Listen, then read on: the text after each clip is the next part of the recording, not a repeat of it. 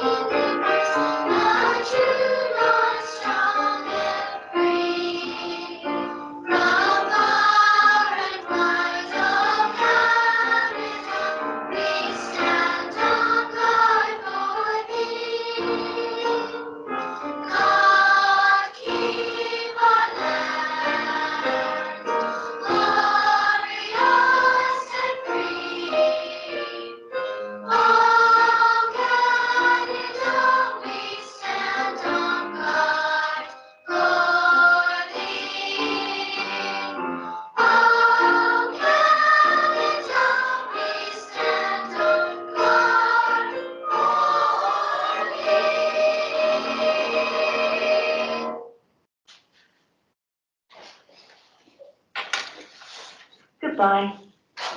And I choose to begin our meeting by recognizing that the Grand Prairie Public School Division is located on the Treaty 8 territory, traditional and temporary home of the Cree, Dene, and Métis people. We're privileged to have the opportunity to live, learn, and lead on that land. And in our governance of the division, we commit to seeking opportunities to embed acts of reconciliation. Also review our universal guiding principles. So for everything we decide and do, we'll hold ourselves accountable and we will ask, is it good for students? Will it help build trust and good relationships? Will it help us improve? Is it the responsible thing to do? And are we being open, honest, and ethical? All right, first is the adoption of the agenda. Is there anything to add to the agenda today? I do, Madam Chair. Edwin Carr nomination package. I think we could put that with within the superintendent's report. Probably is the best place to put it. Items for action, probably. Yeah, right at the end. There we go. Anyone else have anything? Trustee Buziak, I was wondering if we should, and I guess it could fit in under your Zone 1 report, but speak to that vaping position statement, because our next Zone 1 meeting is before our next board meeting. Does that sound good to everyone? We could either have a different item or just do it in that space. Well, there's a blank space under board chair report. I couldn't help but notice. I noticed that too, right? Yeah, there's a dog in there. Well, how about I'll help you speak to it in ASBA section. I think that probably makes more sense to have it there, but I don't mind speaking to it anyway. Does anyone else have anything else? No? Okay. Then can I get a motion to approve the agenda? Trustee Johnston, perfect. Any discussion? All those in favor? And we have the regular board meeting minutes of March 26, 2024. Looking for a motion to accept them. Trustee Ouellette? Any discussion? All those in favor? Perfect. Board chair report. I don't have anything, except I want to share kind of at a high level about my work on the Alberta School Boards Association's Artificial Intelligence and Innovation Task Force Committee that I'm on. So we had our first 6-hour Zoom meeting the other day. It was very fun. 6 hours, guys. This is a meeting sponsored by Big Bandwidth. Yeah, but it was really interesting. So we went over our mission for the committee, but we had 3 different speakers to kind of set the tone for us. So one of the speakers was from the U of A, and they talked about, they don't have a policy on AI. Instead, they had belief statements or something similar to that. And he talked about their work, those and kind of the reasons they made the choices they made, which was really interesting. And then we had someone from a research company called AIMEE, AIMEE, for those of you who are interested. And this is funded mostly by the federal government, but I think some funding from the provincial government, and they're looking at AI in a bunch of different fields. So we had a presentation from she was a teacher in her previous world. Now she's working on her doctorate in education and is doing research on how teachers might want to use AI in the future. So on a lens, a little bit of an operation lens, but it was just to help build a little bit of understanding. And then we heard from a professor, former teacher, former trustee from the University of Texas at Austin. And she's part of the like organization she's working from had a list of companies like this, from Amazon and Google to some smaller, a lot of universities, stuff like that. So they're doing some research on considerations for school leaders on making policies around artificial intelligence. And it was super interesting, mountain of information, and we meet again. I think we meet once a month. Hopefully they're not 6 hours. But it was also very interesting. So that's kind of at a high level what I can share with you guys. Was AIMEE, the Alberta Machine Intelligence Institute? Yes. I was just happy I remember the acronym. Yeah, all very interesting work. So I'll happily share more with you as we kind of delve into a bit more of the meat of it. But one of the software, we used 2 or 3 different software packages from an Alberta entrepreneur who created some software that integrates with our student information system Power School a number of years ago, Telemedia, and their CEO and owner is part of AIMEE through some work with the University of Alberta. And so there's a lot of work going about how to use that on the back end to support the operational side of education. Yeah, in addition to, most of the talk is about how you use it in the classroom, but there's some real potential on the operational side as well. Yeah, she spoke to, some teacher toolkits in general that a couple different divisions are playing around with, and teachers in general, and then some resources and tool guides and stuff like that. Yeah, it was very interesting. A lot to consider, like kind of like everything. There's a lot of gray, and easy answers probably aren't the right answers. And it was interesting. So that's really all I had for my report. Superintendent McDonald, you. Yeah, thank you, Madam Chair. I've included a number of items in my report for information, and at any point in time I'll take questions on any of them, but there are a few that I would like to highlight. I want to start by highlighting our wellness update. In February, we had our second wellness day for staff, and the last meeting I mentioned that the survey results would be coming due, and I've included those results, a high-level summary of those results in our report. My report shows a very high level of satisfaction with staff who participated in, and one of the indicators of the satisfaction was the high level of participation in the survey as well. Relatively high level for those who were participants in the day, but also for high level of participation of those who weren't there as well. Planning is ongoing in that context, and our Division Wellness Committee met the other day, and both Deputy Superintendent Robinson and myself had the opportunity to come down and speak with them, and that group spent some time going over the survey results and is engaged in high-level planning for next year.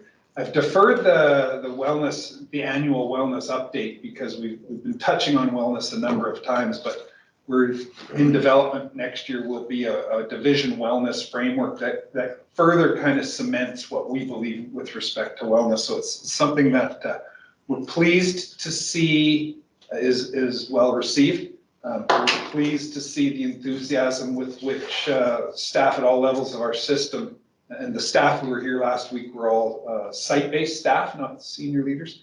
The excitement with which they're engaged in this work, and we see the value, and look forward to that wellness framework next year. I included a brief update on some planning, highlights of planning for next year, and so our kindergarten enrollments, which I've shared with you a number of times, are a measure of one of those leading measures we look at to watch how kind of accurately we nailed our predictions. We're right on where we should be, we believe. Approximately 80% of our projected enrollments are registered right now. A strong hiring, and that process is nearing completion. The hiring of teachers and teacher leaders for next year's school leaders. Really impressed with the selection of candidates who have applied to work with our school division. It's something that we think is reflective of our division as a place to work, and that we're being recognized by others. A not so positive update in that report with respect to Academy Dance. Over the last several years, there has not been an influx of new Academy Dance students. And as our graduating students have left the program, the number has been dwindling and dwindling and dwindling. So at this point, we're looking at potential enrollments of 3 students in each of the 3 grade levels next year. 4 to 6, 7 to 9, and 10 to 12. That small number, the small interest, relatively small interest, and coupled with the resignation of the dance instructor effective the end of the school year, has left us with what we believe is no other choice but to suspend operations of the Academy Dance program.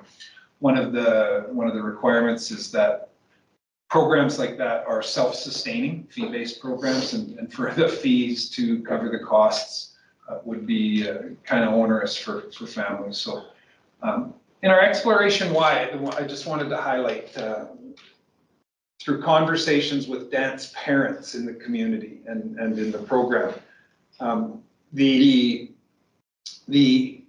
dance experiences outside of our school program in the growing number of studios that exist have really changed over the years, and students have had a lot more opportunity to explore their passion in a variety of different ways with their dance studios. And so we think that that coupled with the increased tuition of a separate school-based program is probably the root cause of it, but the end result is that we just don't see a way to maintain the operations of that program.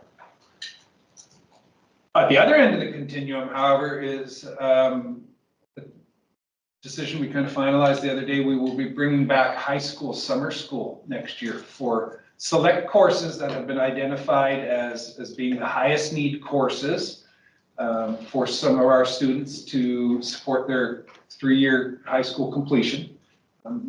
The program is in development right now. It was co-developed. The concept was co-developed with the staff and administration from our 3 high schools. And we're quite excited to see that it will be offered for Grand Prairie Public School students only next year at no cost. So we've been able to build into the budget for, based on projected credit attainment over the summer. We've been able to build a budget that will cover the cost of our teachers, and it's our first crack at it. And we're starting with a small number of highly desirable courses, and we're quite looking forward to that.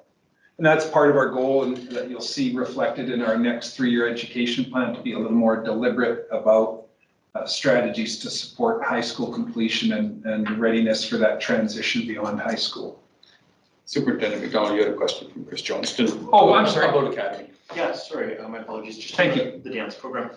I was curious, you mentioned that it's going to be suspended for now. Is there a process by which, like, I guess, how would you gauge interest in that in the future to decide whether there is sufficient interest? Like, if the program isn't going on, like, how would you know if there's enough interest? We've not just suspended it at this point in time. It's our plan to terminate the dance program. And the decision for that was based on the last 4 years. and the interest that was shown then. We don't anticipate anything has changed. However, if people start to inquire about it and show interest, then, you know, we're certainly open to meeting the needs of our community.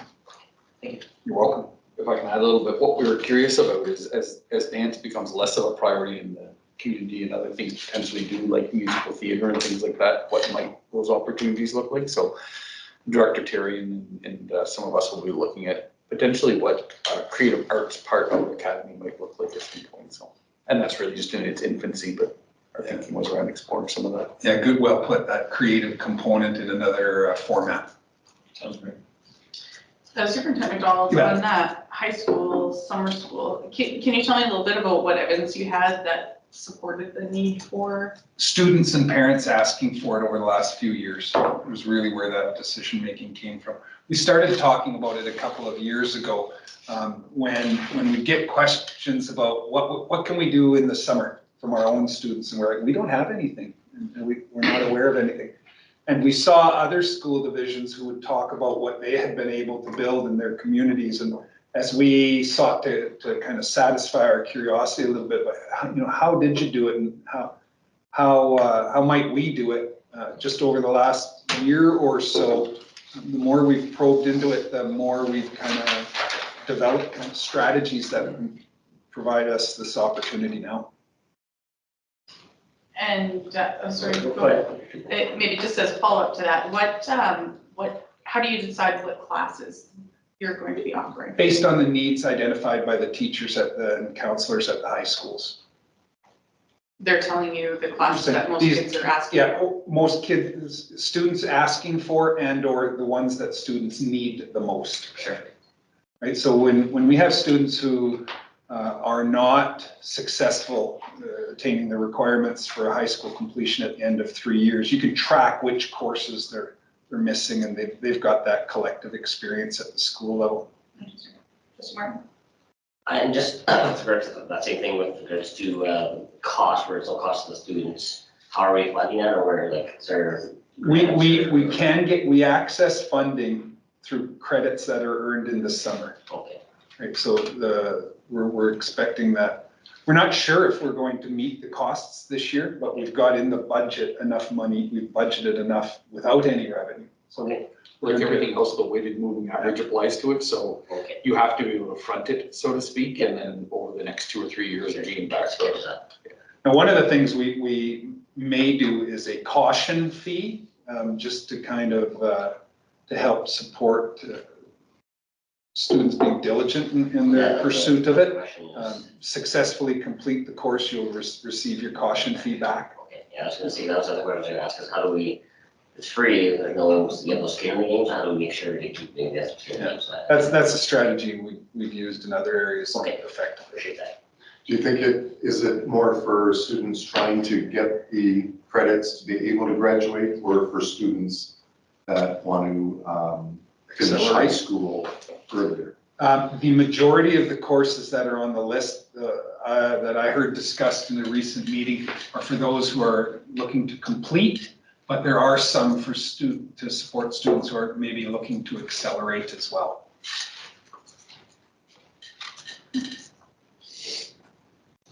Okay, thank you.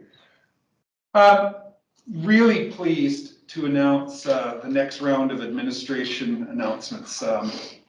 You've probably seen the emails going around, but for our public board meeting, really pleased to see Krista Sturr moving into a vice principal role at Grand Prairie Christian School. Krista was a longtime teacher at Grand Prairie Christian, spent the last year working out of our office to support science curriculum implementation.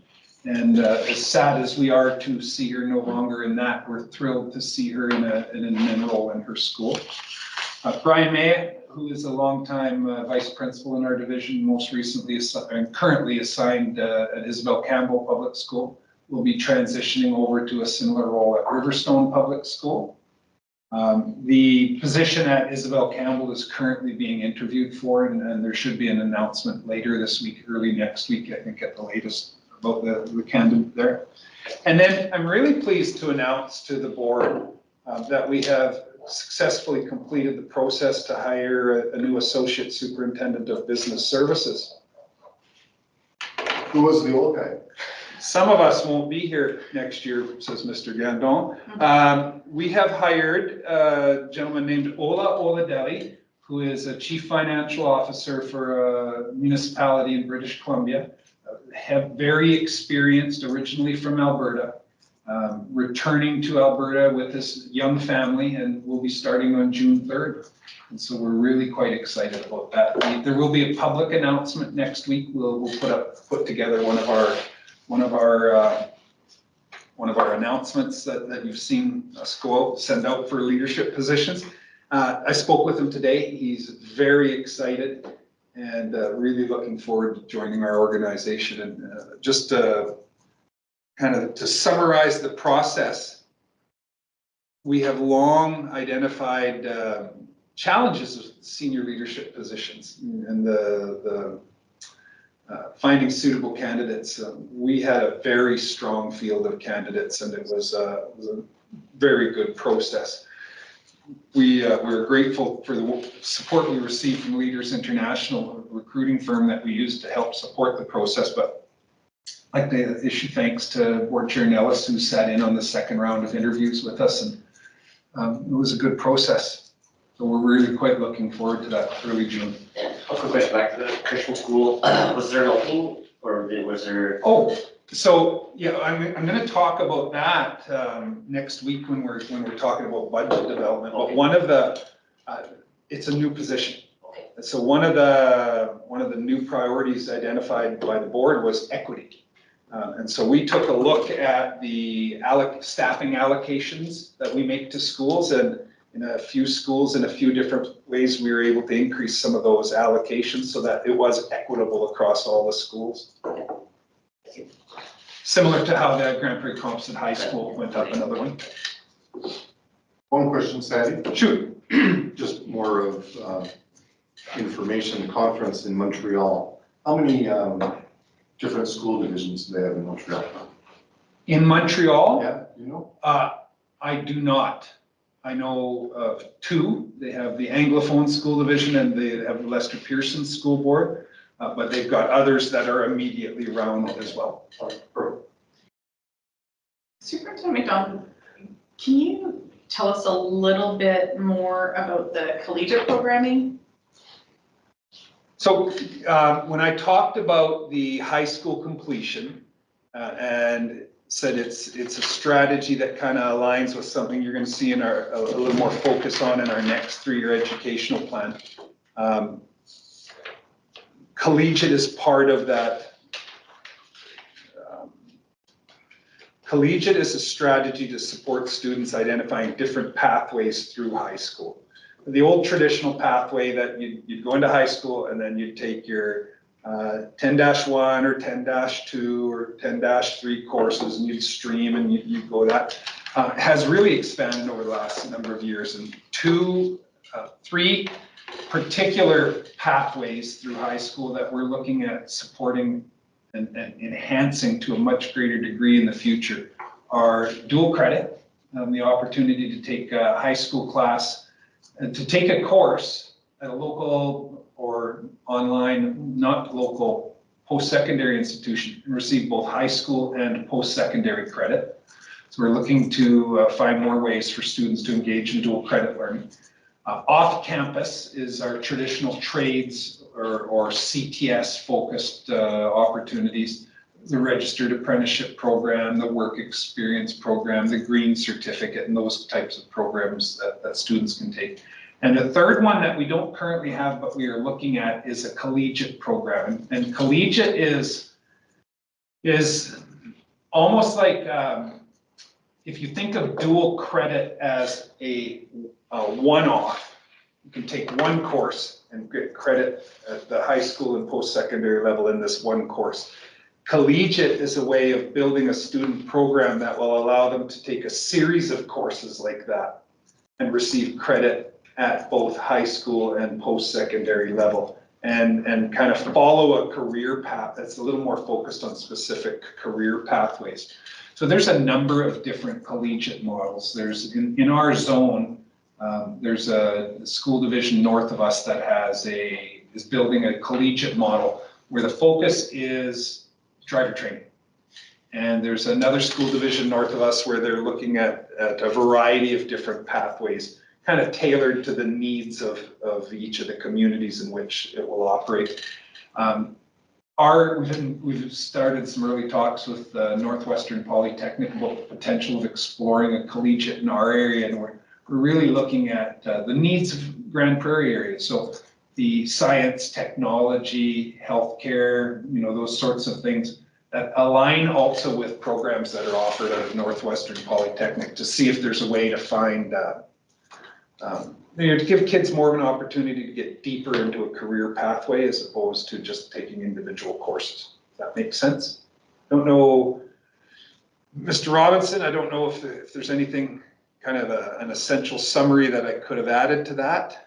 No, I mean, you describe it as being in our infancy and looking at it from an exploratory perspective, but we had the opportunity at CAS to attend a whole day pre-conference session on collegiates in the province, and part of that was getting to sit, they called it speed dating, and it really was. It was 10 or 15 minutes with each of the different collegiates that were represented, and it really gave us some insight into what the structure might look like, because prior to that we had all of our experience with talking about collegiate had been from written resources coming from the government, which presented it somewhat as a requirement to be a standalone static facility dedicated to the collegiate, whatever the programming stream had to be. And we learned from participating with other school divisions in the province that it can look very different, and that you can have not a virtual collegiate, but you don't necessarily have to have a dedicated space for it. You have to have partnerships, and you have to have opportunity for students, and you have to identify a focus area. But we think it's Sandy described it as kind of a concentrated version of dual credit. It's exciting for the opportunities it will provide young people, and we see the areas that Superintendent McDonald described being the start of that, and it growing from there and creating real opportunities for students who are in grade 9 and grade 10 to start down career pathways. Doesn't mean they're on them for life, but it does mean they get a chance to at least explore what that looks like. So good for students. Yeah, you really reminded me of a key point I wanted to emphasize. Thank you. That of flexibility. So the concept of collegiate is not any one thing. The concept is to find opportunities for partnerships between school boards and post-secondary institutions that provide students the opportunity to get into pathways that have the potential to lead them out of high school and into the local workforce, into that kind of geographically relevant career pathways. And so collegiates in the very, very south of the province and collegiates in the very, very north of the province can look completely different because the needs in those areas are different.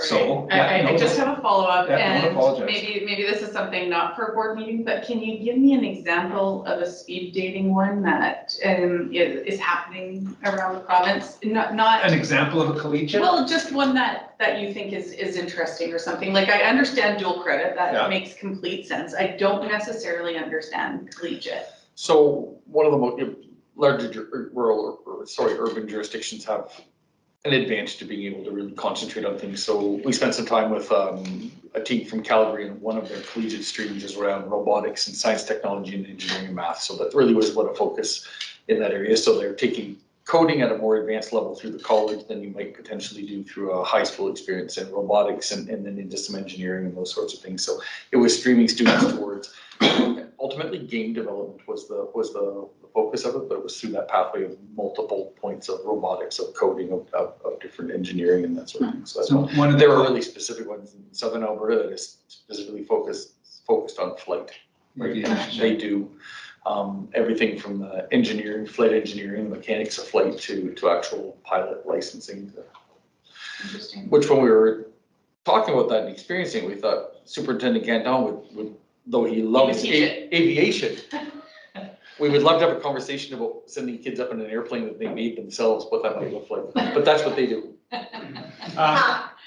Some of those collegiates ladder into certificates, post-secondary certificates that can then be an entry point to a post-secondary degree as well. Micro-credentialing was a concept that came up Oh, that makes lots in it. sense.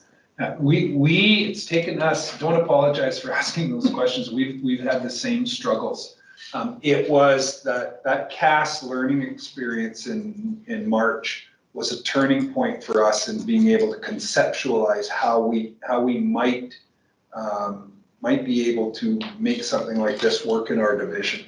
We had explored the concept of collegiates 3 years ago when they first were announced by the government and before any existed. And some of the information we received at that time, which was the way it was at that time, has evolved over the few years. And so we were really curious to see if we could run it so that it could be something that happened within a school where the rest of the school was more traditional. And at that point in time, is you couldn't have it as a school within a school unless you had a discrete school identity to it with discrete staff and things like that. And there's been some flexible development of what it can look like over time from what we understand. Because some of the barriers we ran into is and we offer other programs, and we've got a history of offering other programs where you have the opportunity to enter after you've already been in school for a while, like late entry French immersion or some of the academy programming. And like the music where you go to another school, and we've seen lots of students say, but I don't want to leave. Parents say, I'd like my child to be able to stay with their friends or stay in the school that we love. The opportunity at the high school level, if you had to leave, the feedback we had from students that we've talked to was, and I won't get to graduate with my friends, it was not all that appealing. And it sounds like it was, I mean, we've not been part of that up until this year, and we're really just starting to roll in that regard, but it seems like it's making a lot of sense and there's a lot of flexibility. We've actually got an opportunity to participate in a trades education summit at the Northern Alberta Institute of Technology in mid-May. And we've got 2 system leaders and one of our school principals are going to attend that, and that'll come back and inform the planning that we start for next year. And lastly, on collegiates, I swear, for the high school age students, not junior high age students? At this point in time, typically, yes. Typically, okay. However, when I talk about our new 3-year education plan and the focus on high school completion, one of our strategies, and we actually resourced it earlier this year when we hired a staff member in partnership with the other 2 local school divisions and the careers organization to do a lot of work down in grades 7 and 8 with students and parents. Our vision is that while high schools and high school staff are the closest to the students who successfully complete or who do not complete high school, they're not the only ones who contribute to the successful completion. And our goal is to engage parents and students in grades 7 and 8, and maybe even 6, as early as 6, to learn about those pathways through high school so that they're engaged in the career technology foundation courses that we offer in grades 7 and 8. And they're taking advantage of those and doing the best they can in school so that they're most prepared when they hit grade 9 and start at the high school. So it's not right now. It's not a never, it's a not right now, sorry. We're excited though, and the work is, as we learn more about it, as Superintendent McDonald said, the work excites us even more, but it also becomes bigger and bigger as you start to think about it. One of the things that Superintendent McDonald is doing is there's funding from the province to support jurisdictions to develop collegiate models, and we're going to need some serious manpower and hours beyond what you can assign to a director or to myself to actually do that side of the desk.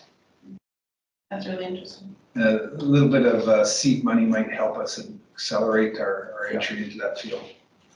We think it's very worthwhile for our students. So, well, on that note, Chair Nellis and I both had the opportunity to attend the last Speaker's Corner put on by the School Boards Association, where we had a couple presenters talking about the Germanic model of school structure and how they prepare students for the trades. And the board chair of the Chinook Ed School Division, Holly Bilton, also works for careers that's her day job, and she spoke quite passionately about the success her school division has had in central Alberta, providing students those off-campus opportunities and some of the collegiate stuff they're developing. So the more and that will be recorded and kept in the learning section of the Learning Center of the ASBA website. You'll be able to catch that.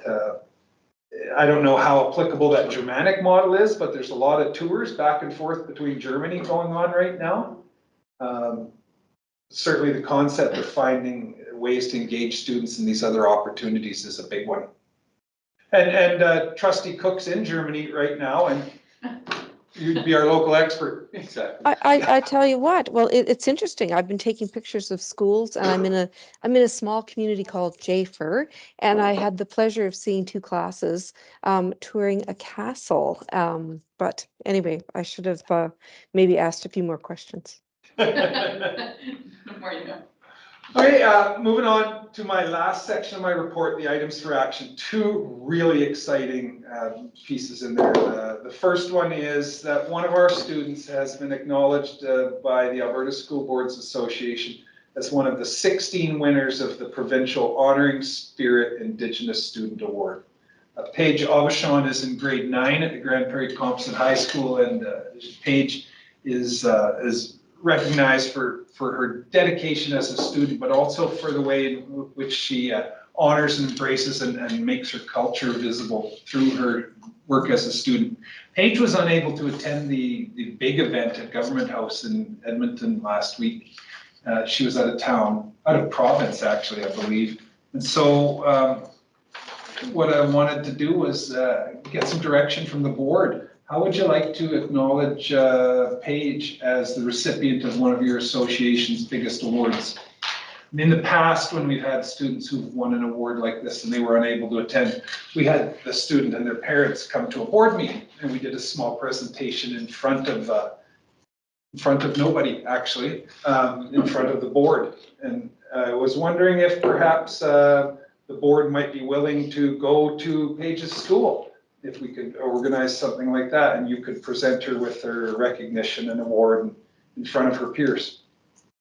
I think that sounds like a better idea. Sure. I like it. Would we ask her what she wants? Well, we absolutely Yeah, would. okay, so we won't put her in a spot either. so- No, we've had some discussions with Chris Dumble, our Indigenous Programming Coordinator, who knows Paige and knows our Indigenous liaison at Grand Prairie Composite High School, and with Mr. Terrian, our Director of Student Support. We would work with them to work with Paige and her family to develop a proposal and bring it back to the board with something she's comfortable about. But before the end of the school year, yeah. Before the end of the school year, yeah, you bet.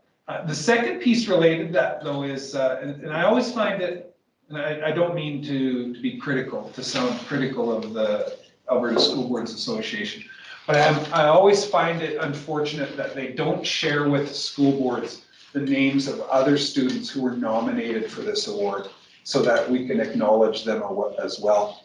One thing that Mrs. Humble did this year is, as we promoted this opportunity to nominate the students, nominations go directly to the ASBA. So we have no idea who's been nominated, but Mrs. Humble worked with the Indigenous liaisons and school principals around the district and said, hey, if you are nominating anybody from your student, can you let us know? So we're aware of 6 other students who were nominated.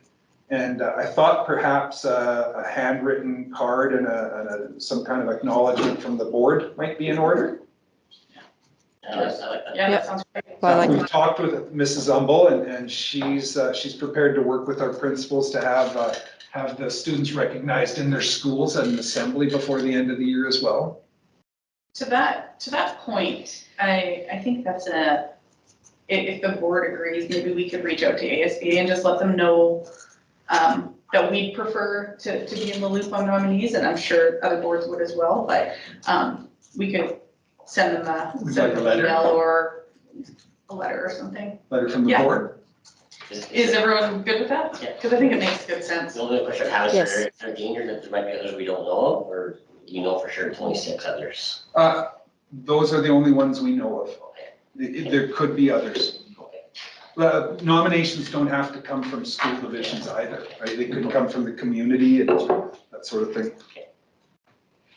Okay, now I'd like to turn it over to Deputy Superintendent Robinson to talk to us about the Edwin Parr Award. Yeah, I'll start with an apology because the submission for, I realized after we missed the deadline to include this in the board package that our date to submit a nominee for Edwin Parr to the zone is going to come up sooner than our next board meeting, which isn't until May 14th. So you've got a paper copy, Donna. I apologize in advance. I will email you a copy of the package so you can have a chance to review it. And I'll ask Trustee Johnson just to share these around the table as we go. No problem, no problem. Thank you. It's a pleasure to introduce you to Rayanne Bebby this evening. She is administration's recommendation for the board's nominee for Edwin Parr. And you can have a look at the package that's submitted. There's a cover letter there from her vice principal, Cherish Slobodian, and then the typical ASBA nomination package that exists there. Rayanne started working immediately after graduating last year from college. And she started working at Riverstone and worked for the month of June as a teacher in a relief position there. And then was hired to take on a full-time role for this year and currently teaches a grade 5-6 combined class of a number of students in that school and really is a very fitting nominee. You'll note in the cover letter references her safe and caring classrooms and her focus on empathy and compassion and those sorts of things. Talks about her willingness to be a good learner and a good partner, always keen, whether it's through her formal mentors or through other staff members to improve her practice. And they're really, really pleased and enthused about being able to nominate Rayanne as their nominee for this package. I think she's quite deserving. So a few things worth noting.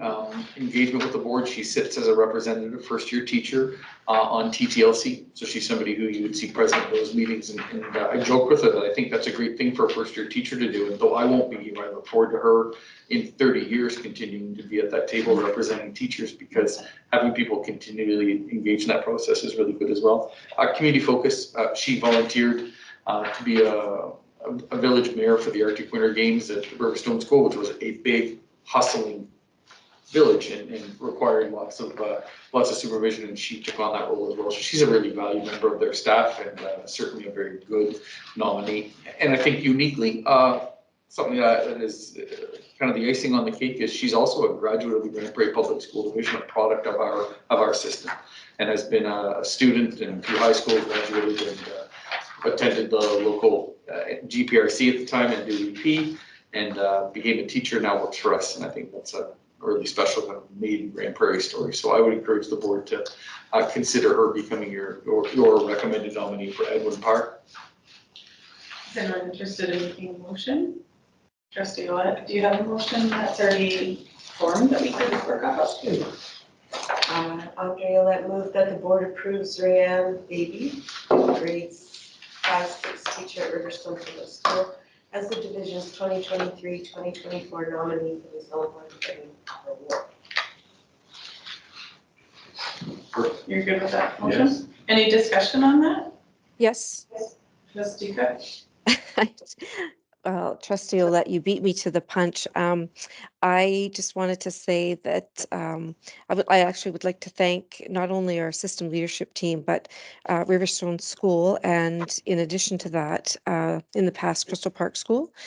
Having sat on Edwin Parr, I'm really pleased that we have someone to put forward, but I also wanted to acknowledge the tremendous amount of work that it is to do those submissions, and I really thank you all. Thank you. Any other discussion on that? All right, I'll call the question. All those in favor? Well, that's really exciting. It's really awesome to have a first-year teacher that stands out, and it sounds like she absolutely stands out. Yeah, so a press release will follow after this. We're working on that, and then we'll also share the link to her teaching exemplar, so you can have that as well. Yeah, that's awesome. Exciting. Is anyone from our board on the Edwin Parr committee this year with someone? No, I'm the backup. I was the backup. Yeah. Fair enough. Anything else? No. indulgence. That's Happy to concludes my indulge. report. Well said, Mr. Robinson, thank you.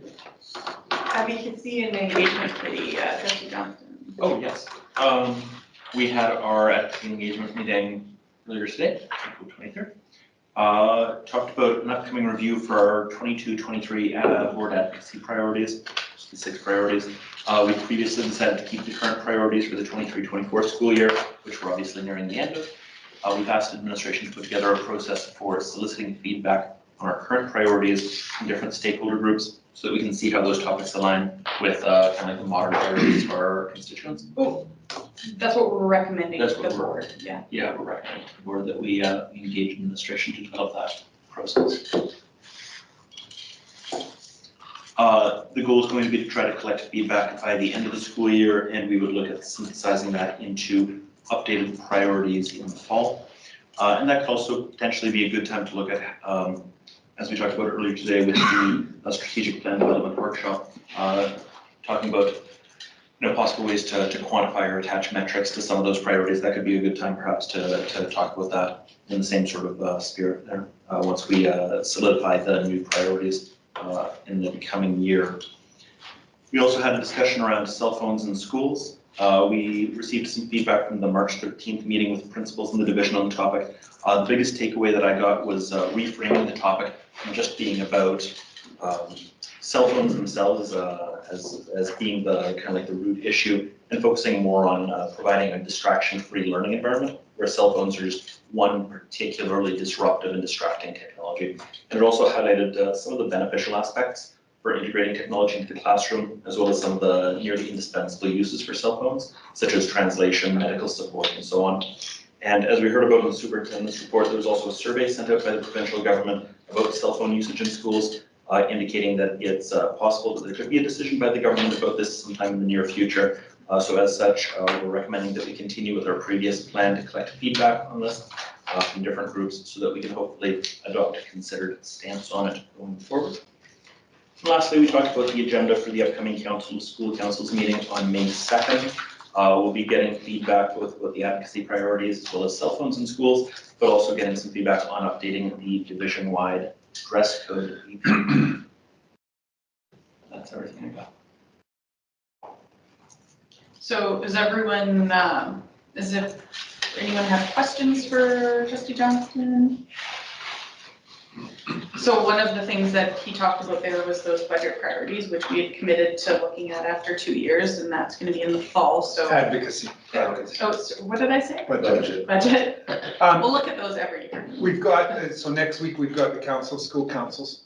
And we'll run, we'll have an activity for the Chair Nellis to lead school council chairs through.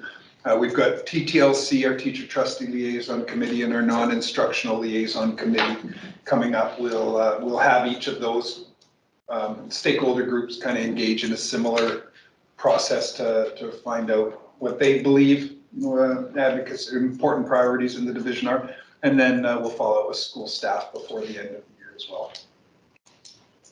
Is everyone on board with that? You like that recommendation? Yeah. Any Yes. questions? Was there any other outstanding things that we needed to get feedback on? Your report? I don't think so. I guess the council, school councils, is there anything else that we should have on that agenda? It's next week, so we had the dress code, cell phones. Oh, and there was some discussion about, I think just the roundtable discussion there, isn't it? Yeah, and we were gonna touch high level on the budget development for next year. Sounds good? Yeah, it is lots. That's a lot. Yeah. So we'll hopefully keep on task at that meeting because it is a lot. Okay. Anything else, Trustee Johnson? So Just on the cell phone, is there a push to have, not have cell phones in classes? Or is it more of something coming from the government? I'm not quite sure. Two different things, sorry. no, go ahead. Two different things. We had a motion at this table to get feedback from different stakeholder groups on cell phones in schools and that type of thing. And then subsequent to that, the government of Alberta sent out a survey. So my guess is the government of Alberta has some, is collecting data province-wide on this, and so maybe there'll be some direction coming from them. The discussion we had at our advocacy meeting, like Chris, or like Trustee Johnson said, was that, we should still keep gathering our data so that it can help inform our opinion, Regardless of where the provincial government lands on it. Right. so that we can have a stance as a board on what that looks like if we need it. Yeah, I Trustee think it Martin? was the last couple of months that we were looking into collecting some data points, I guess, from the division on this. I think after Trustee Martin brought it forward. Yeah, I'm not mistaken. Sure. Just one other question with regards to the council from councils, are we going to encourage them to send out that link to the province? I or- believe they've already received it from their principals. Okay, perfect. Okay. So we could have like a little slogan, that we're not taking cell phones away, we're just putting them away. Maybe, That could be a slogan. Very catchy. he's in sales. He's in sales. You don't sell cell phone storage devices, do I you? sell, Just bling cases. Diamond encrusted. That's, I'm impressed. But that would be, if it comes down to it. Yeah, if we need a slogan, Yes. he's our guy. You know what I think might be part of that slogan, if we're trying to market it a little bit, is that concept of distraction-free teaching and learning environments. It really frames it differently. It's not about the problem with cell phones, it's just about preserving that distraction-free. That really is key, I think, for helping people understand. the Cell purpose. phones just aren't a distraction when you're driving. His slogan was better. Yeah, my slogan. He's been working on it long. No, I haven't, I just thought of it. Because you'll get a lot of feedback from parents. Oh, I have to contact my son, or I have to contact my daughter. And you I can imagine say, we'll hear some of that feedback. yeah, well, we're not taking them away, we're just. Perfect. Business services report. Thank you, Chair Nellis. I'll start off with the first item is administration from the city has sent a request to our administration team seeing if the school division would be open to providing a gift in kind for the usage of the Maud Clifford school and specifically for the two gyms, the community gym and the school gym. For the Alberta Summer Special Olympics, which are occurring in Grand Prairie on the summer of 2025. So not this coming summer, but the next summer in July 11th to 13th. So we've consulted with our team. As you know, during the summer, we have a lot of work that happens in our school. So we just want to make sure that we didn't have any conflicts and that would work out. And from our investigation, we don't see any reasons why we would not be able to support this request. So it's administration's intent to reply with affirmative support for this, unless the board has any specific questions or concerns in that regards. Any questions on that? No. All right, Happy easy. support. Perfect. So we'll send off a letter. Second, we've got, since the last update I provided on provincial budget, we've received at the end of March the detailed funding profile for the school division, as well as the funding manual for this upcoming school year, which is informing our budgeting process. So I just wanted to circle back and provide a bit more information there. So we got confirmation that there was nothing that we didn't expect from the earlier conversations and information that was shared prior to the release. And obviously in conjunction with the release of the provincial budget at the end of February, there was no additional grant funding specific for ongoing permanent grants. Of course, the government always has their projects in regards to which specific areas they'd like to give targeted grants, but in terms of the overall framework, funding framework, there was no new grants there. As well, there was no increases in grant rates, which was expected, as they did indicate or telegraph through various sources that they were funding enrollment, but there was no additional increases for inflation that we're facing across our entire operating budget. So in that regards, the majority or all the increase that we have for funding for next year is driven primarily or strictly from our enrollment projection, and which projected 3% growth. So we roughly have plus or minus $3 million extra or additional funding for this coming year. which you will be seeing the first draft shortly here and next week in regards to what that's starting to look like as we're working through that. So the key takeaway from this information is we see headwinds becoming stronger for the division if there is no change in direction in terms of the funding levels. And what I mean by that is if there's no increase in rates to address the inflationary pressures we feel or we're seeing in our budget. I did put a table in my report just to highlight a few of the very visible and high profile numbers that we've seen for increases. And, we've seen, and we've talked about this at past board meeting agendas in regards to our group health plan. We've got 2 health plans. We've got one for our certificated staff and then one for the non-instructional support staff. And both of them, one more than the other, has been seeing some significant increases over the last couple of years and still seeing increases estimated for the coming budget year. So those are ongoing. We've seen increases, which I've mentioned here, 16% in our contract for transportation. So 10 on signing a new contract, 6 this current year, which there's a clause obviously based on a certain percentage or the higher of what the actual inflation or the CPI consumer price index is. So this current year was 6%. And then on top of that as well, we're experiencing pressures in our expense growth when it comes to the non-instructional collective agreement. Past rounds, the government did not provide specific additional funding for the boards across the province for that collective agreement increase. So we've had to find that in our existing budget lines to fund that. So you'll see again coming up for the draft budget, we follow that line of thought unless something's communicated to us differently. We expect the same to happen. It would be prudent to do that and not plan to have maybe that funded and then maybe have to look at it at the last minute to try to find where that money would come from if it was actually not funded. So we've got that kind of built into the draft budget. So at the end of the day, we're seeing that headwind come up, and we'll go through that more in detail as you see the updated 3-year financial plan for the division with the completion or the draft budget that we presented to the board for approval before the end of May. So the takeaway here is, we still have some operating reserves to handle the expenditure levels that we currently have, but we'll have to potentially look at some adjustments there if funding levels basically are, we're faced with the same picture that we are as we sit today in regards to the funding levels.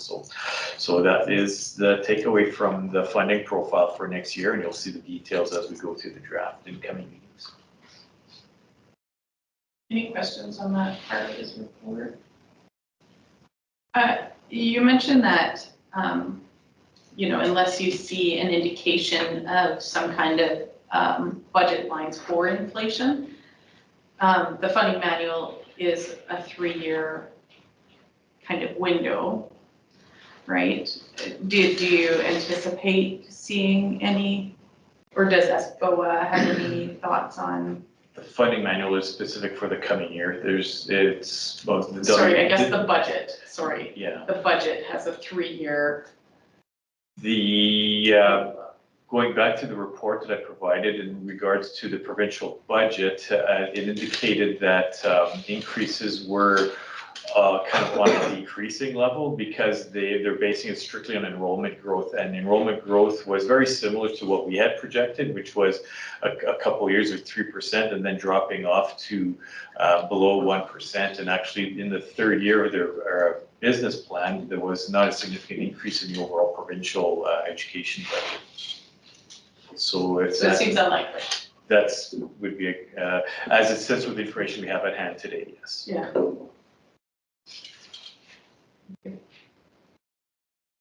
Other questions on this part of we'll be obviously getting into the dirt of it.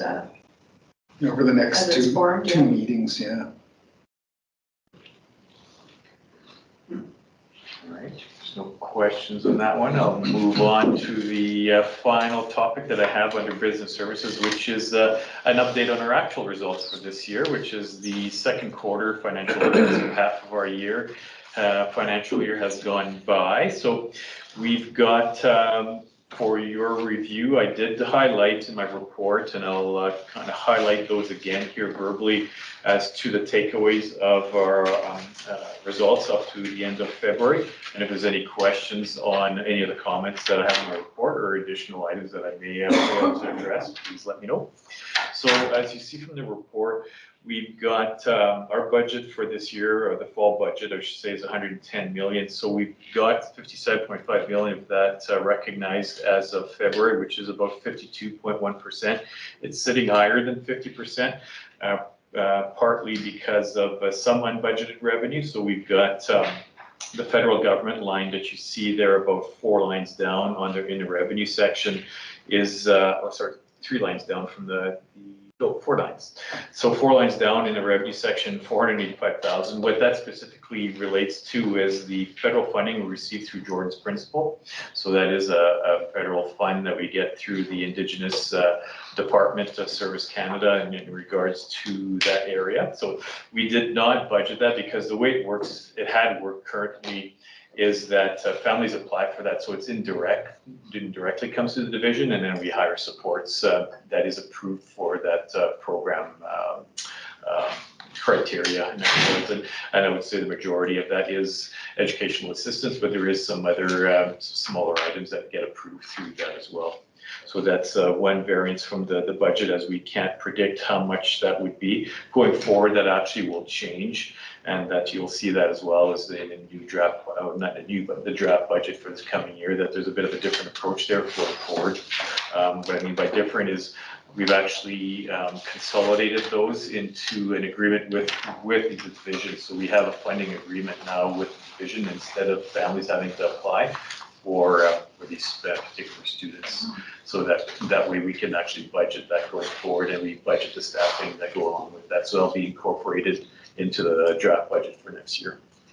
So not going into the budget discussion, but looking at our results here. The other 2 things that I want to note in terms of the revenue, of course, it's not a surprise that, and you've seen it in past reports on our actual results, is the interest. So we will exceed the interest revenue that we have, and we knew we were going a bit conservative, not knowing what was going to happen with interest rates this year. So we did go on a conservative side at 550,000, but we anticipate it's going to be very similar to last fiscal year, which was around 770,000. So we expect probably another 220,000. So that with the additional supplementary enrollment growth grant that we received at the end of November, when we changed the calculation after we had done the fall budget, it was an extra, say, 400. So between those 2, we have an extra 600,000 in revenue that's not shown in the budget here. So that basically our revenue will come in higher than what we had in our fall budget. So that's most of the takeaways. I did highlight a few other items. We did purchase a guaranteed investment certificate, or a GIC, in March, trying to anticipate the start of the decrease of what everybody's anticipating is decrease of interest rates here coming this summer. So we wanted to hedge that and try to maximize the interest return on our deposits that we have at our financial institutions. So with that in mind, we locked in a GIC of $5 million pretty much up to the end of this calendar year. We didn't want to go too long to make that money unavailable. At this point, it's a comfortable buffer. We probably could have purchased a little bit more, but we didn't want to be too aggressive in case of some unexpected needs came up.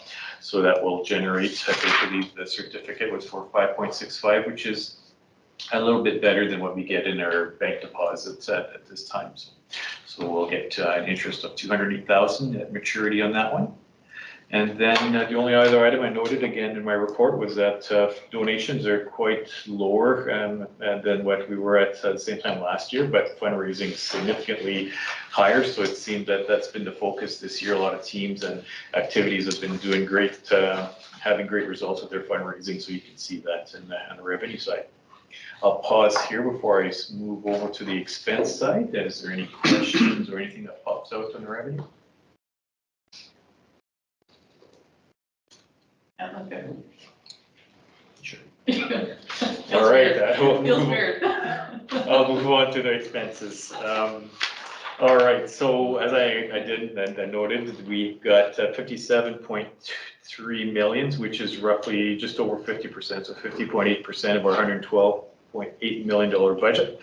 On the expense side, so we're tracking probably, I would estimate right now about 500,000 in terms of expenditures from comparison to where we were last year. Obviously different levels, higher budget items, but in terms of the year, I'd say we're a bit behind in spending. And I did note the biggest areas that result in that variance are noted in my report here. So the ones, again, we're still experiencing sub shortages, and that's not something that's changed or is different. So that does obviously make our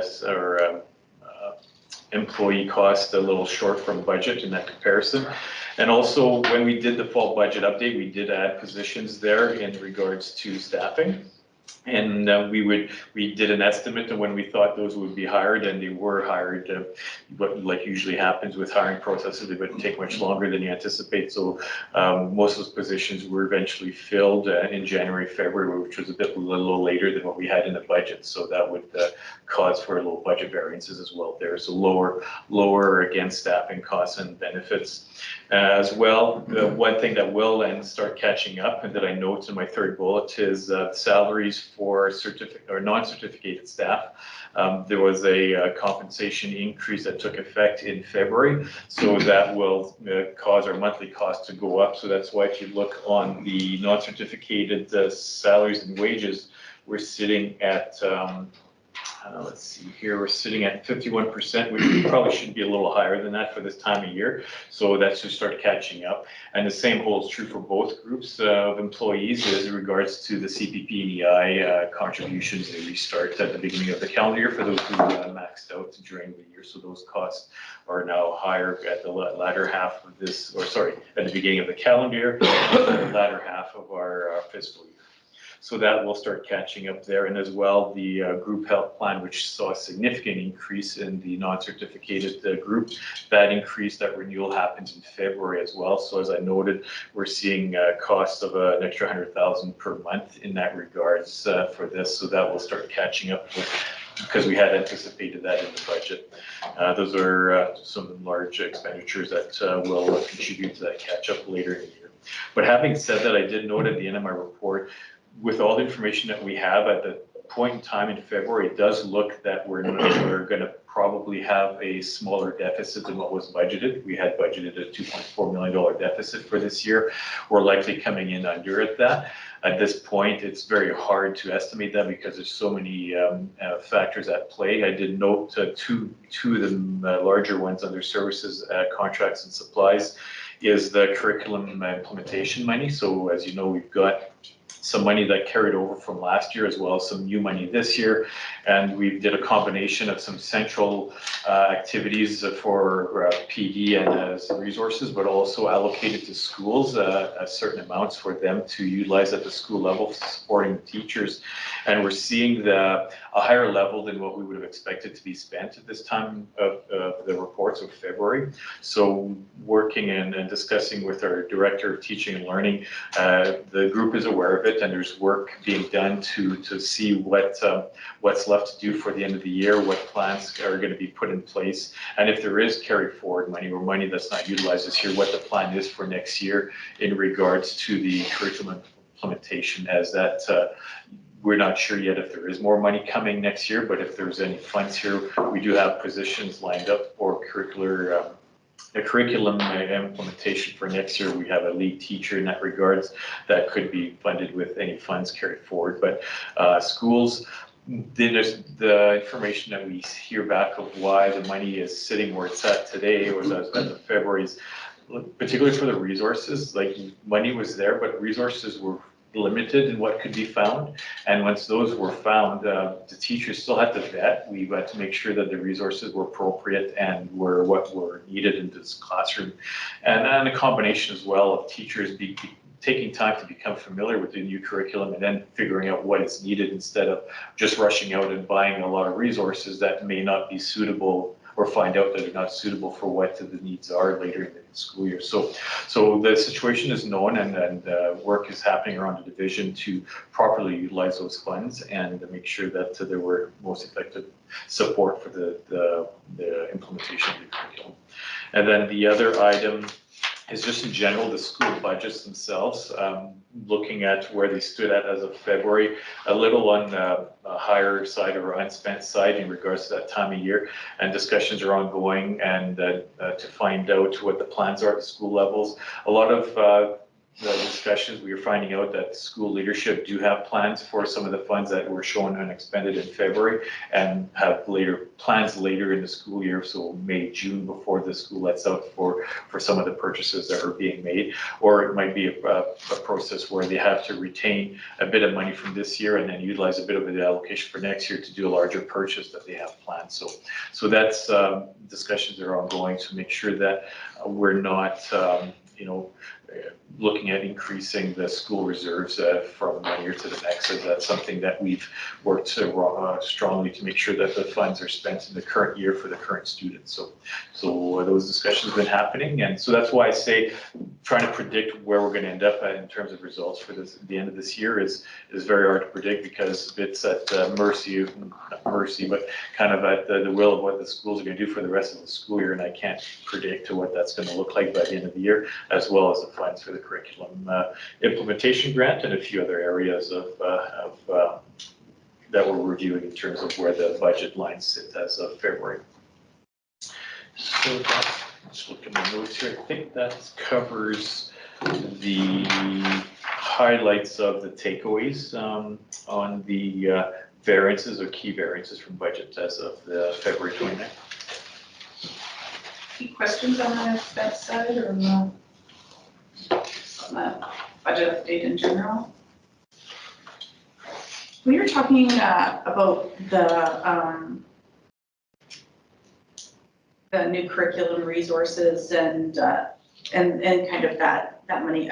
Assuming that's targeted, it has to be spent on curriculum. PE and resources for curriculum implementation. Okay, and is it, we've kind of heard across the province that the resources are a bit of an issue.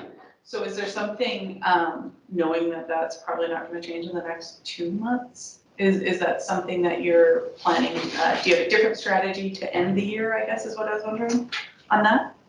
From my perspective, and I'll let maybe Deputy Superintendent chip in as well too on specifics, but the idea would be any funds, unless the government changes their approach, they let us carry forward the funds into a new school year and continue the initiatives that we have ongoing. So we would we would be spending, but would just take a bit longer than just one specific school year.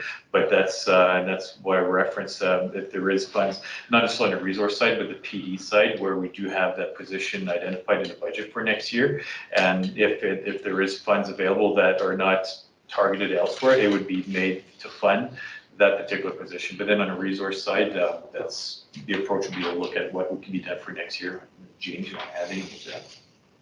You're absolutely correct that one of the areas teachers mention most frequently is not the implementation of curriculum from an instructional perspective. It's the lack of resources or the lack of coordination of resources.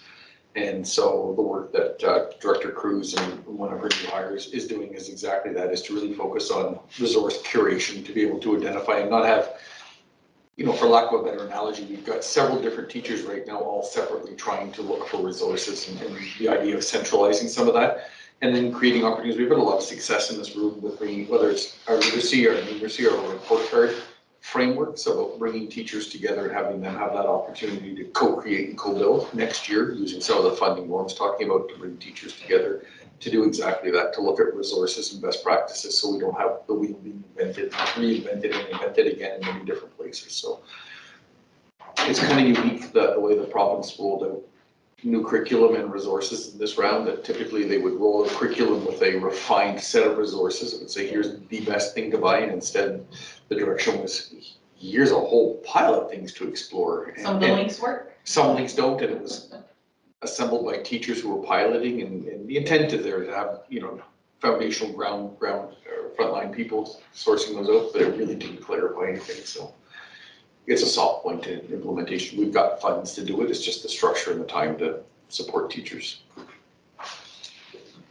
Along that, just because it dovetails, but hearing that the science specialist was promoted to a new role, is that a position you're looking at holding on to for next year? Yes. Yeah, great. Ish.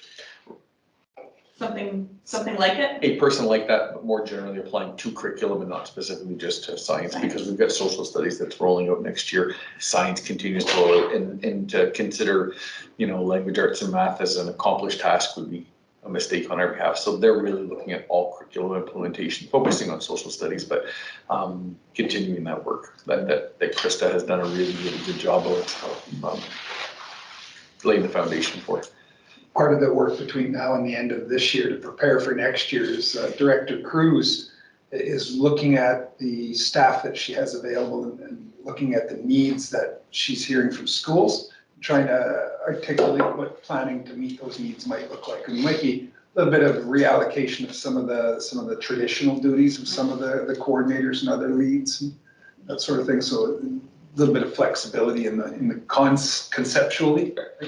It's a team of 5.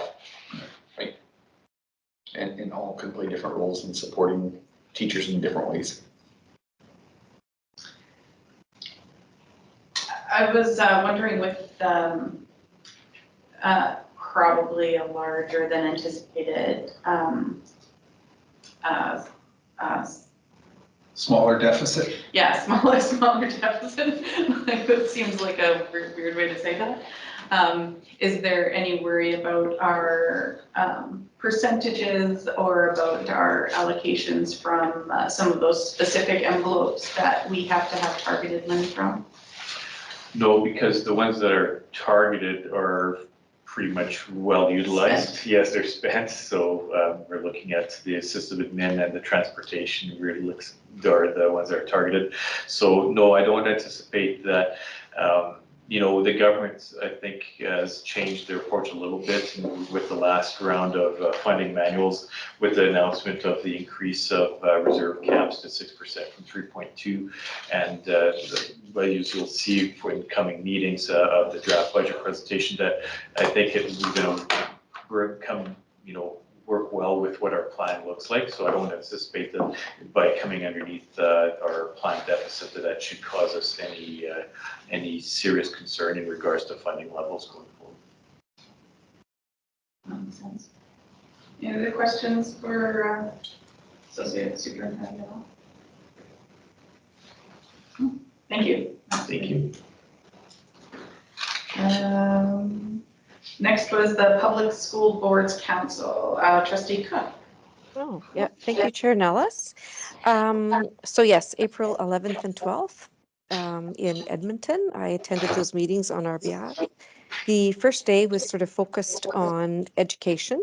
So some of the topics of discussion were around the push and pull of technology, and AI was discussed, and that was by a speaker from Concordia University. The next topic was around powerful connections, and that was actually delivered by a couple of members of Fort McMurray Public School Division. And at that session, and I hope you can hear me okay, there were 5 books that were recommended, and some of you may have read them, but books such as 21 Things You May Not Know About the Indian Act. Another one was Indigenous Relations, Insights, Tips, and Suggestions. Another one was entitled All Our Relations. And then another one was Braiding Sweetgrass, and another one was Decolonizing Education. Part of the connections that were discussed were around sort of the 4 pillars of honesty, trust, respect, and honor. Then the next session that we had discussion around was called Strengthening Relationships. And there were 2 members of the Edmonton Public School Board, one from Saddle Lake and one from Cold Lake. So that sort of conversation around sort of building relationships, talked a lot about truth and reconciliation. And I was reminded about Senator Murray Sinclair and his wisdom as the former chair of Truth and Reconciliation. So if you're, surfing the net, he actually gives quite a powerful short talk about truth and reconciliation and the work that needs to be done. The next session that I wanted to share with you was around being coherent, and that was a session that was hosted by the former Deputy Superintendent of Northland School Division, and he really focused on boards needing to have clear strategic priorities. And I have to tell you that I really sort of felt that what he was talking about was in line with sort of what we had just sort of finished as our team building day, as our day. Then in the evening, there always is a guest speaker that sort of follows dinner. And the speaker was Chris Sheets, and he was the Kissin' Country co-host for 25 years. And so he gave basically sort of an inspirational talk. And so I guess that's what I just would like to leave with our board is if we have any speakers, either within our division, perhaps our system leadership team, or any topics that we think that would be interesting to share with the Public School Board Association, I'd be very happy to put forward any recommendations for some PD for this group. The next day that I spent at this meeting was focused on the business portion of the day. And that was sort of where many of you had given me some helpful suggestions around election readiness. And so, of course, each of us as a division has the opportunity to share sort of, what our thoughts are on election readiness and any recommendations. And I would tell you that there was such a range in terms of the use of materials that had been prepared by PSPA, but as well in terms of the content varied. So there was certainly variation, and in terms of, how we had utilized our resources, I think we were sort of the norm. The last thing I'll leave you with relates to what will be happening when it comes to our meetings in terms of the Spring General Assembly. There will be discussion there about budget and about membership fees. And so this group is needing to consider an increase of membership fees. And so just to remind you, our fees are based on our population estimate, which they estimate as 8398. We currently do pay some dues. And the discussion is really around a 5% increase, which would equate to about $1,400 for our division. So I wanted to leave you with that because that will come up and be voted upon at that Spring General Assembly, which we know is happening May 30th, 31st, and June 1st. So I don't know if there's any questions. John, I'm wondering, with that 5% increase, have they looked at the reserves that they have for their legal issues or refunding some boards who had put money in there? So I'm glad you asked because the reserves always do come up, and the reserves have been adjusted so that there's about 231,000 in unrestricted, 44,000 in capital assets, about 183,000 in promotion, and about 450,000 under sort of personnel. And those would possibly not be able to be touched because that would be if PSBA closed down. So indeed, the reserves have been discussed at length, and we would not be the majority. I would tell you in the room. Many of the divisions sort of feel that the increase is nominal and that the reserves should not be touched, recognizing that some of those divisions may not have been members at the time when those dollars were collected from divisions. So indeed, they have been discussed. Donna, do you know if we had a increase in our fees? When was the last time? Was it 3 years ago? Last year, And was it 5% also? yes, And they want to increase another 5% this year? yes. Has their budget come out to the membership? That will I don't be remember seeing it. that will be forthcoming. Interesting. And correct me if I'm wrong, but we're the highest paying division In the north? in the north?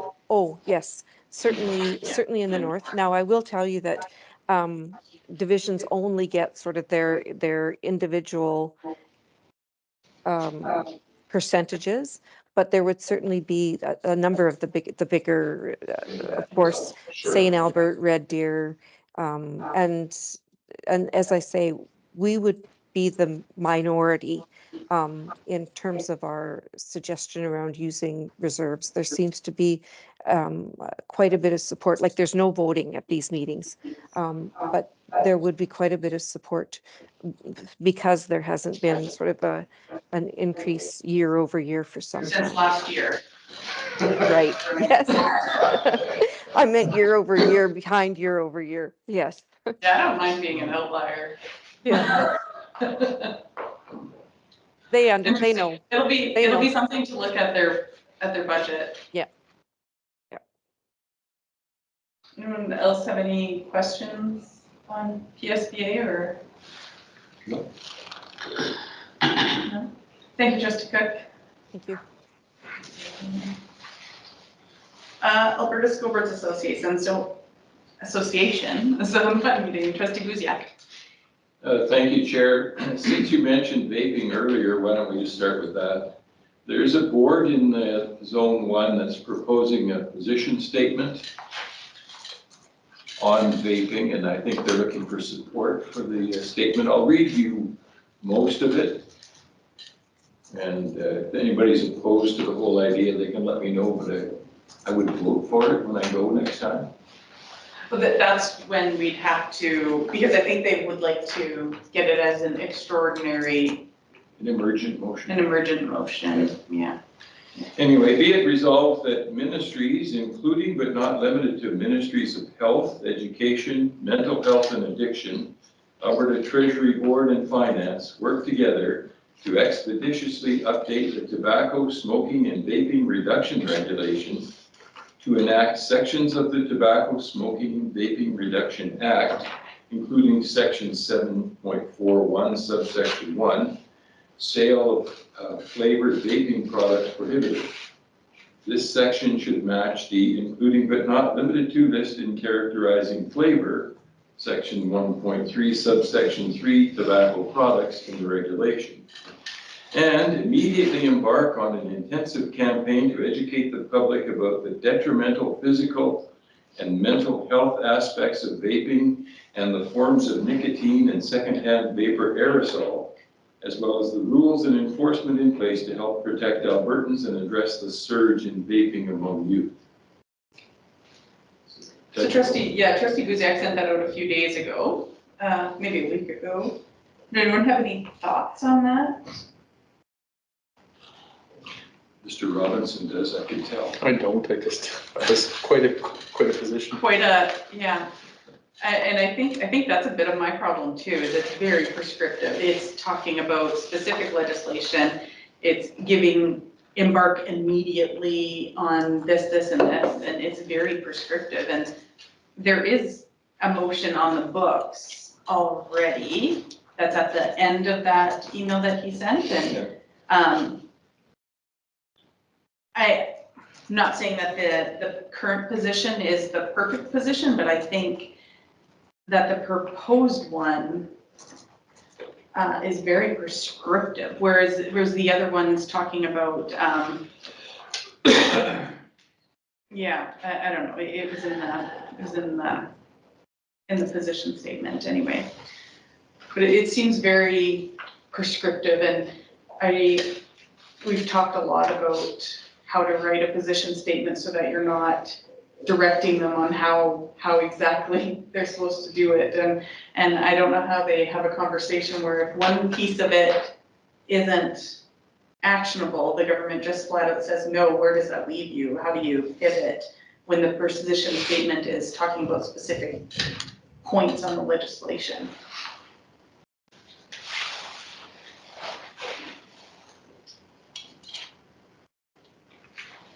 Anyone have thoughts? Yeah. So this is going to be discussed at the next zone meeting, and they would like it, I believe, to be a zone 1 position statement instead of coming from a board. I believe that's their intention. Yeah, zone submission. Any thoughts? I don't have. You have no thoughts? Well, I agree with the idea of how dangerous and stuff and how unhealthy it is. I do agree with the fact that it's very quick, very directed, very like, what's all we want, and I struggle with who's gonna do this and who's gonna enforce it, and like, where does this go, and, well, like I said, is there a way we can change the one we currently have that captures more of this, I guess, I don't know. So I think at this point, we just have to decide at the zone meeting if we want to support this motion. And then if we do want, or if we propose some edits to send with people who are going to kind of spur discussion on it, but. So I think I missed the point, but is this one to replace the other one or to be in Well- addition to? There's nothing in here that would repeal it. So it's a new one. That being said, after this SGM, it's most likely that we're not gonna have position statements like this, that they're gonna be belief statements. So I'm not exactly sure what the process looks like to take this and make it a statement, but Something exciting to look forward to. oh yeah, it'll be fun. Trustee Cook? Yes, so just to sort of add what others have said, I mean, I've certainly heard from the high school that I sit on council for, like the concern around vaping. And I thought this position statement could have been a bit more succinct. And it is a committee that's made up of Zone 1 representatives, as I sort of understand it. And I think, you know, I know they had met and then were, you know, I think in a hurry to make sure that they could get the position statement put together. So I'm not sure if this is out of line or not, but I just am wondering if we could make some recommendations that it perhaps could be more succinct, or whether we need to, I don't know if I'm offside to recommend that. Well, I don't know either. I believe that if we were to support this, it would have to be something we would support. Yeah, And I think it's not succinct enough. And maybe that's, maybe, yeah, not exactly sure. I also don't know, like when they're talking about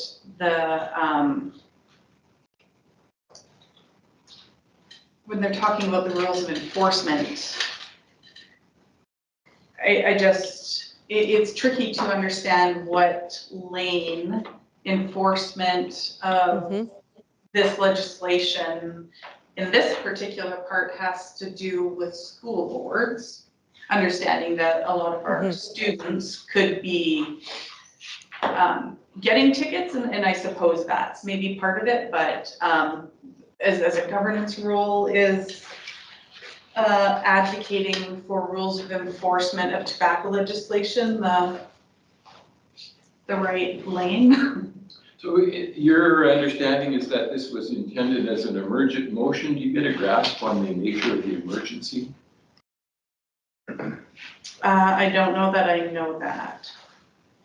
I didn't either. Yeah, I don't know that I heard that.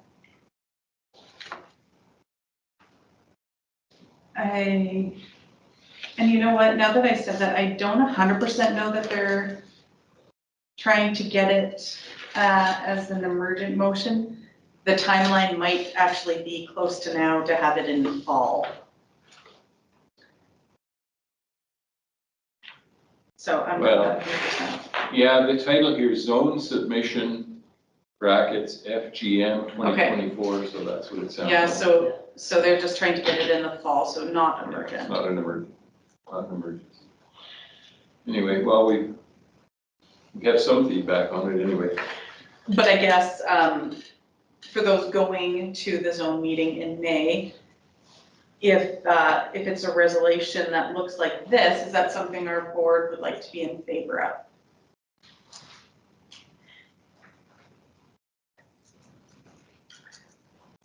my only thought, like, I don't know that we want to be in favor of it. However, if the rest of the zone can make a compelling case for it, and this, we'd be the only holdout to it being a zone submission, then I feel like it's maybe not something to, because then they can't submit it as a zone. Yeah, but.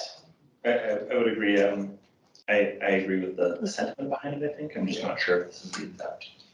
Great one.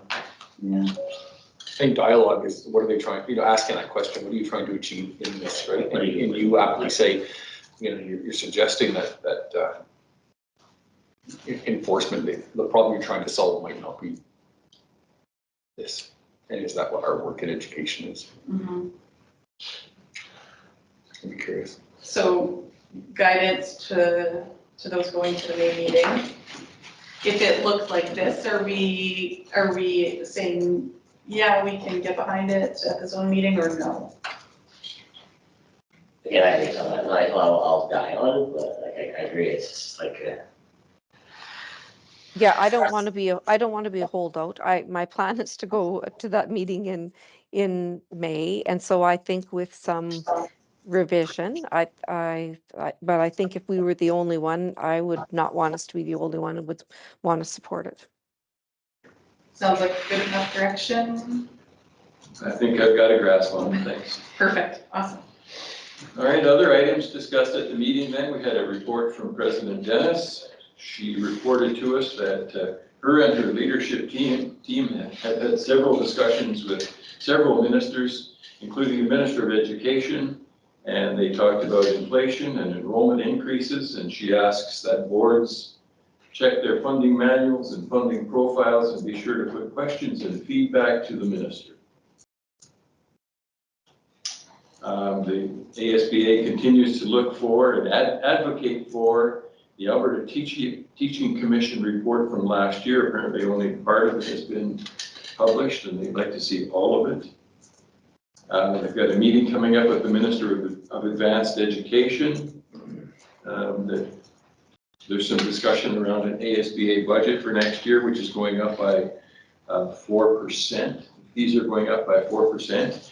And if I understand it correctly, there hasn't been an increase in fees for ASBA for several years. This is at zone 1, or at This is provincial. centrally? Yeah. It's a 4% increase. They've got a couple of new programs in the budget. And also it seems that they're being called on more frequently by government than they ever have before, and this is costing money. So that's how they basically justify the 4%. I guess more details are to come.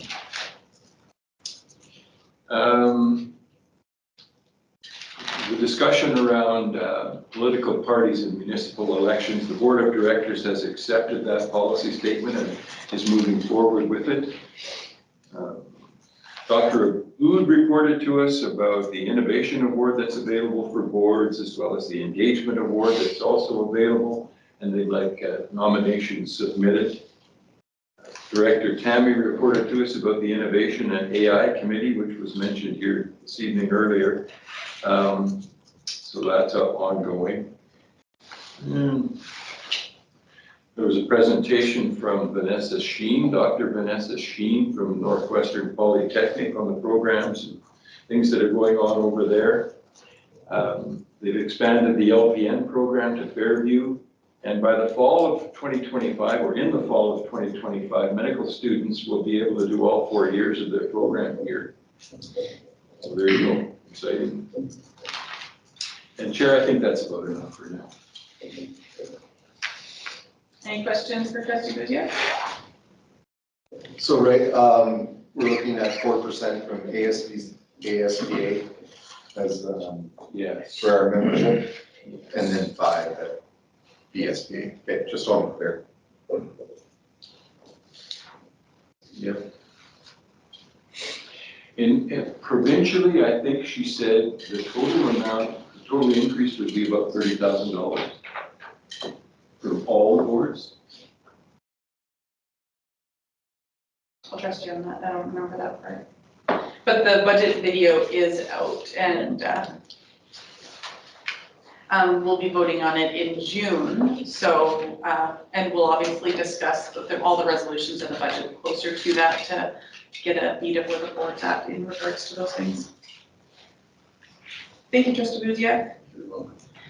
Speaker's Corner from April 15th, 2024. Superintendent McDonald kind of mentioned it. It was, you will find it on the TLC. It was careers and the Germanic method of dual credits, which was very interesting. And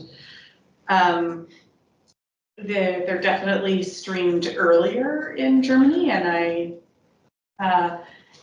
and to their benefit in some ways, and I'm sure to their detriment in other ways. It's just a completely different method, and it was interesting, and it's the first part of that video. So if you're interested in hearing a little bit about it, I recommend it. And then careers the next time, or just careers talked after, and Superintendent McDonald spoke to that. So if you have any questions on that,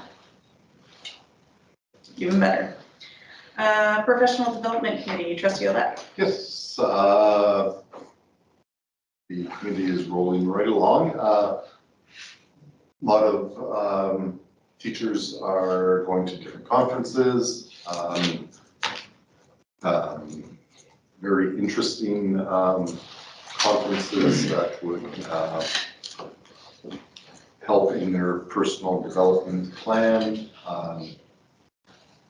Some AI conferences over the summer. Yeah, it's going quite well. The committee is looking at a 2-year commitment from a trustee. We can break that up at a later time. Yeah.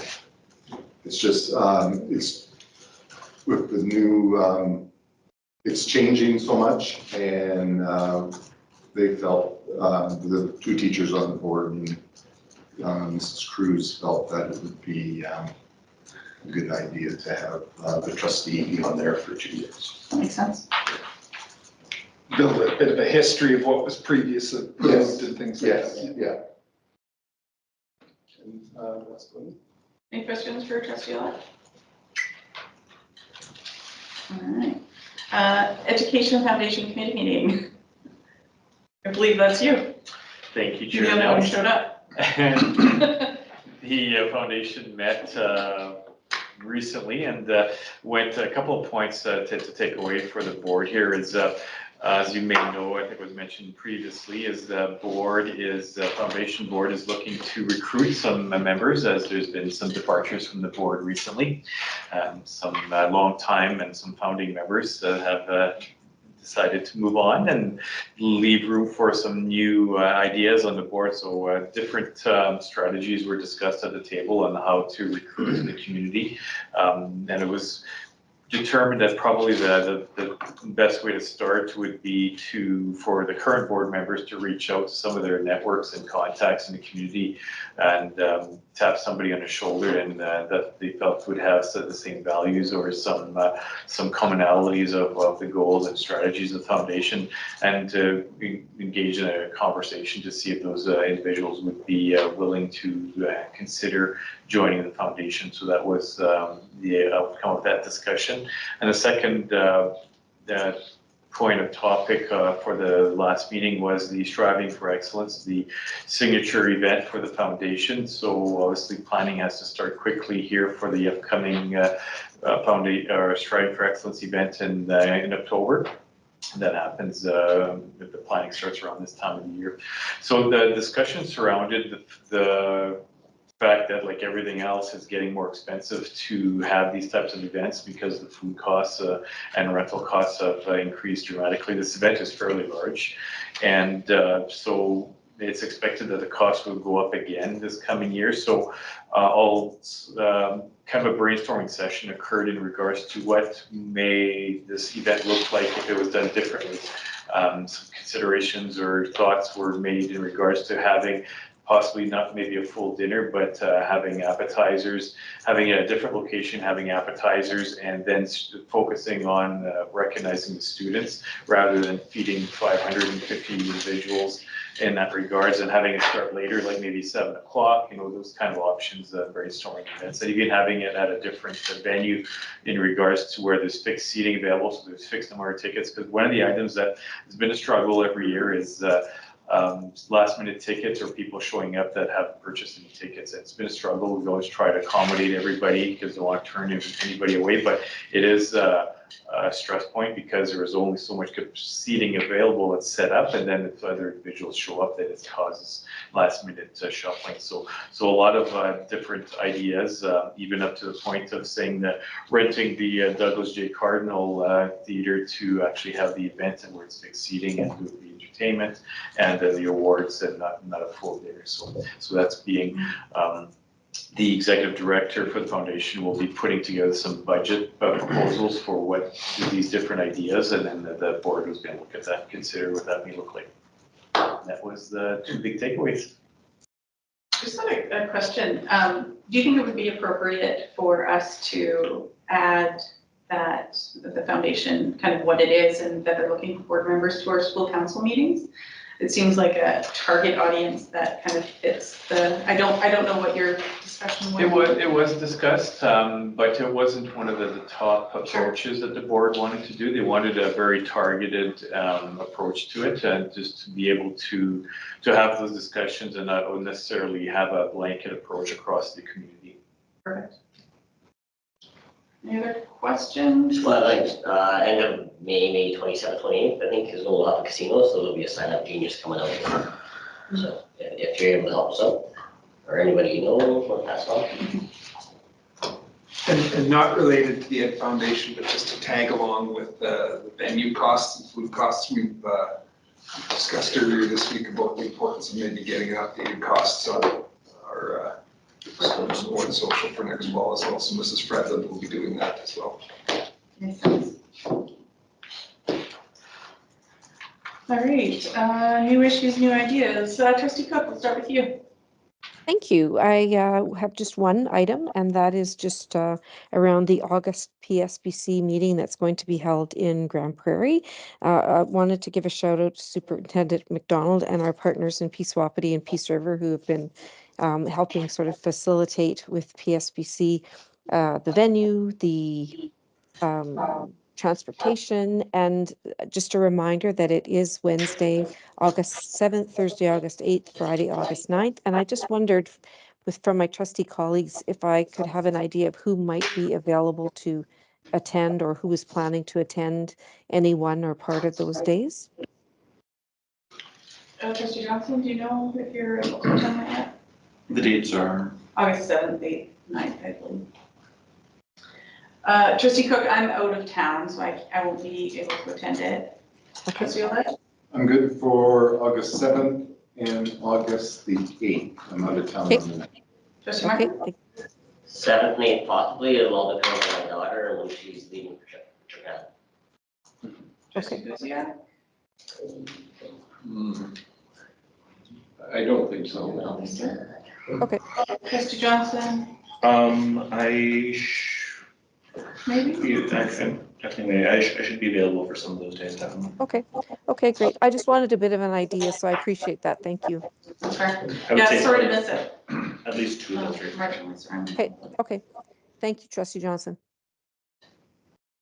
Anything else for new issues, new ideas? All right, Trustee Johnson.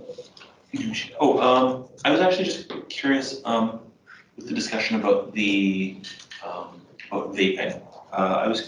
Does the division have a policy or an AP on vaping, or what's our stance on it?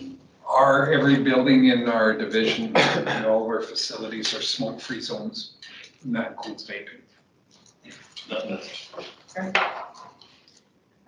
Trustee Olet? Just along with vaping again, I mean, the other divisions I've heard of being putting in these vape detectors, is that something we've ever had or? There's some interest in the school level, but their interest is at the helping stop the issue. Some of the investigation we've done is that there's, as you install vape detectors, there's workarounds that the kids come up with quite quickly as well, and there's some initial success and it kind of tapers off. So we've got no plans at this point in time to look at them, but we continue to talk and talk with our colleagues who do have them. Just a shout out to the dedication of Trustee Cook, where it's 3 a.m. in Germany, but she's hard at it. Is that what time it is there? Yes, it's 3:50, 3:50. Oh. Wow. Jeez, Donna. No sense going to bed. Yeah, good call out, right? Or did you have anything else? That's all, that's Wow. enough. Yeah, that is enough. All right, well, that being said, I'll look for a motion to go in camera. Trustee Martin. All those in favor? That's carried.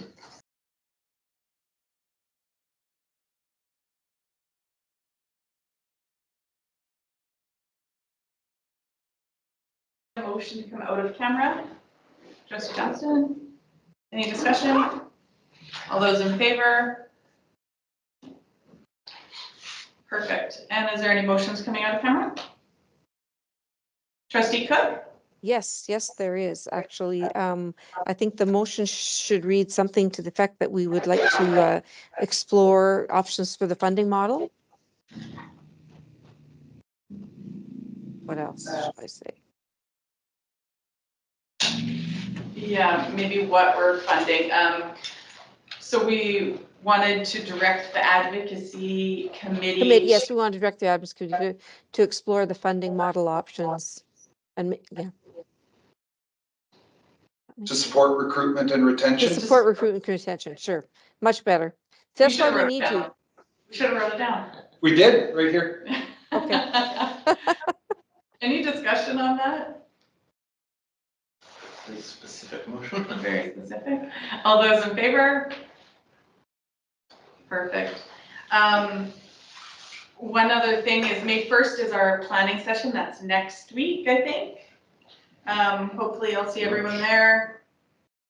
And Not me, Likely not to be the full day as well. even better. but not me. Not you, right? That's right, Trustee Cook. And I forgot to mention it in roundtable, so I'm just going to throw it in here really quick that for those of you who don't know yet, Charles Spencer High School has a musical this weekend, starting Thursday, Friday, Saturday, Sunday, and it's the musical Carrie. And all of their musicals are really amazing, and it's a Stephen King novel. Oh, it's actually a musical? Yeah. Okay. Yeah. Is this accent? And no, it's their fun, and they're all they do such a great job. So I encourage you to go and check it out if you can. Yeah, just one more thing, Superintendent McDonald, if that May 1st meeting is changing to a half day, I might be able to Zoom into it. If you could just send me the invite, if that's. Well, I'll send you a link for sure. Okay. Yeah, and then if you can, and if you Yeah. can't, no worries. Okay. For as long as you can, Donna. Yeah. Don't worry about it. Yeah. You've already got up at 4 a.m. and 2 a.m, whatever Yeah. it was. All right. I will call this meeting adjourned at 8:37 p.m.